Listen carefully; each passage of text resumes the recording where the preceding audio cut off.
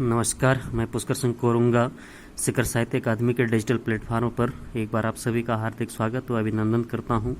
दोस्तों, जैसा कि आप घर पे सकुशल होंगे और कहीं ना कहीं जो है अपना अध्ययन, अपनी स्टडी और अपनी पढ़ाई को निरंतर कंटिन्यू कर रहे होंगे। दोस्तों, आज एक महत्वपूर्ण टॉपिक लेके मैं पहुंचा हूं आपके सम्मुख। तो आइए दोस्तों, टॉपिक पर डिस्कस कर लेते हैं। देखो दोस्तों, टॉपिक की अगर मैं बात करूं तो आर्टिकल 63 यानी अनुच्छेद 63 कहता है कि भारत का एक उपराष्ट्रपति होगा। जी दोस्तों, आज मैं उपराष्ट्रपति पर ही पूरा विश्लेषण करने वाला हूं। तो आइए दोस्तों, अनुच्छेद 64 के मुताबिक उपराष्ट्रपति राज्यों की परिषद का प्रधान अध्यक्ष होगा और अनुच्छेद 65 के अनुसार जो है दोस्तों, राष्ट्रपति की मृत्यु, इस्तीफा या हटाने की स्थिति में उपराष्ट्रपति उस तारीख तक राष्ट्रपति के रूप में कार्य करेगा जब तक कि वह नए राष्ट्रपति की नियुक्ति नहीं की जाती है। और देखें दोस्तों, संविधान के मुताबिक राष्ट्रपति का कार्यकाल पूरा हो जाने के 60 दिनों के भीतर चुनाव कराना जरूरी होता है। उपराष्ट्रपति चुनाव के लिए चुनाव आयोग का एक निर्वाचन अधिकारी नियुक्त करता है और यह निर्वाचन अधिकारी किसी एक सदन का सेक्रेटरी जनरल होता है। दोस्तों देखें, निर्वाचन अधिकारी चुनाव को लेकर पब्लिक नोट जारी करता है और उम्मीदवारों से नामांकन मंगवाता है। वहीं देखें, राष्ट्रपति और उपराष्ट्रपति अहम संवैधानिक पद हैं दोस्तों। दोनों पदों का चुनाव अप्रत्यक्ष रूप से करती है, यानी चुनाव जनता की बजाय उनके द्वारा चुने गए जनप्रतिनिधि करते हैं। और उपराष्ट्रपति चुनाव में सिर्फ सांसद ही वोट डाल सकते हैं। वहीं राष्ट्रपति के चुनाव में राज्यों के विधानमंडलों के सदस्यों को भी मतदान का अधिकार होता है। और देखें दोस्तों, चुनाव में राज्य के विधानमंडलों के सदस्यों का भी मतदान का अधिकार होता है। उपराष्ट्रपति के चुनाव में राज्यसभा और लोकसभा के मनोनीत सदस्य भी वोट डाल सकते हैं, जबकि राष्ट्रपति चुनाव में किसी भी सदन के मनोनीत सदस्य वोट नहीं डाल सकते हैं। और वहीं देखें, उपराष्ट्रपति पद के लिए नामांकन भरने के लिए जो है दोस्तों, उम्मीदवार को कम से कम 20 सांसद बतौर प्रस्तावक और 20 सांसद बतौर समर्थक दिखाने की शर्त पूरी करनी होती है। उम्मीदवार जो है दोस्तों, संसद के किसी भी सदन का सदस्य नहीं होना चाहिए। अगर कोई सांसद चुनाव लड़ना चाहता है तो संसद की सदस्यता से इस्तीफा देना होगा। और चुनाव की प्रणाली को अगर हम देखें दोस्तों, तो आनुपातिक प्रतिनिधि पद्धति है।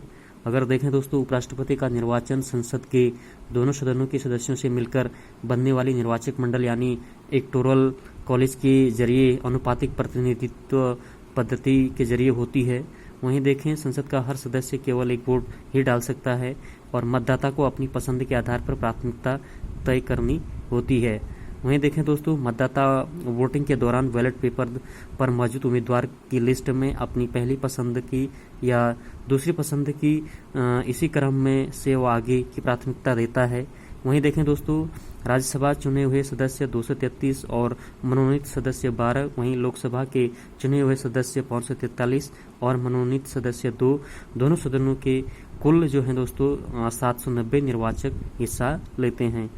और देखें दोस्तों, काउंटिंग में सबसे पहले देखा जाता है कि सभी उम्मीदवारों को पहली प्राथमिकता वाले कितने वोट मिले हैं और उम्मीदवारों को मिले पहली प्राथमिकता वाले वोटों को जोड़ा जाता है और उसके बाद कुल संख्या के 2 से विभाजित किया जाता है और भागफल में 1 जोड़ दिया जाता है। इसके बाद जो है दोस्तों, जो संख्या मिलती है वह कोटा माना जाता है, जो किसी उम्मीदवार को काउंटिंग में बने रहने के लिए ये आवश्यक होता है। और वहीं देखें दोस्तों, राष्ट्रपति या उपराष्ट्रपति चुनाव में किसी भी संदेह या विवाद सामने आने पर संविधान के अनुच्छेद 71 के मुताबिक फैसले का अधिकार केवल देश के सुप्रीम कोर्ट को होता है।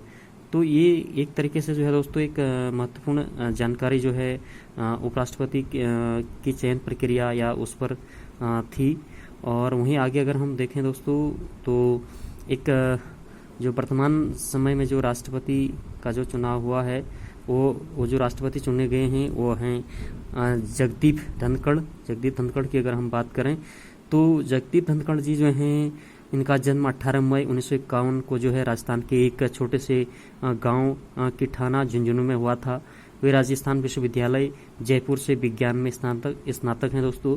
और उन्होंने इस विश्वविद्यालय से LLB भी किया है और उन्होंने अपने करियर की शुरुआत जो है 1979 में बार काउंसिल ऑफ राजस्थान में एक अधिवक्ता के रूप में की थी।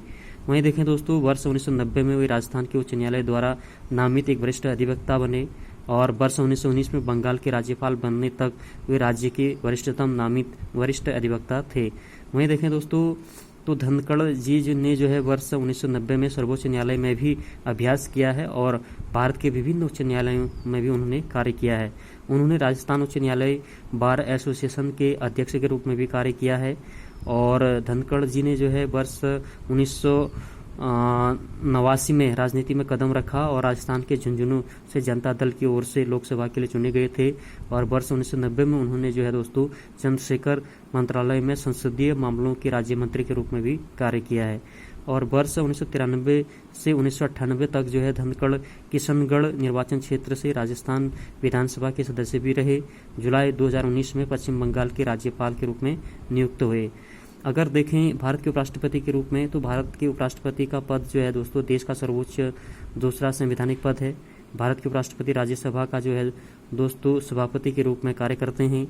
वे 5 साल के लिए कार्य करते हैं लेकिन पद पर बने रह सकते हैं भले ही कार्यकाल समाप्त हो जाए जब तक उत्तराधिकारी पद ग्रहण न कर ले। और वहीं देखें दोस्तों संविधान के अनुच्छेद 63 में भारत के उपराष्ट्रपति पद का कार्यालय का प्रावधान है। संविधान के अनुच्छेद 65 के मुताबिक उपराष्ट्रपति राष्ट्रपति के कार्यालय में रिक्त के दौरान जो मसलन मृत्यु, त्यागपत्र देने पर या हटने पर या पदावधि समाप्त पर उन्हें उनके पद ग्रहण करने का अयोग्य होने पर अथवा उनका निर्वाचन अवैध होने पर राष्ट्रपति के रूप में कार्य करते हैं दोस्तों जब तक कि नए राष्ट्रपति जल्द से जल्द निर्वाचित नहीं किए जा सकते हैं। तो स्वतंत्र भारत के पहले उपराष्ट्रपति सर्वपल्ली राधाकृष्णन उन्होंने जो है 1952 से 1962 तक 10 वर्षों की अवधि के लिए सेवा दी थी। तो एक छोटा सा प्रयास था दोस्तों। अगर ये वीडियो आपको पसंद आए तो इसको आप लाइक शेयर करें। Thank you.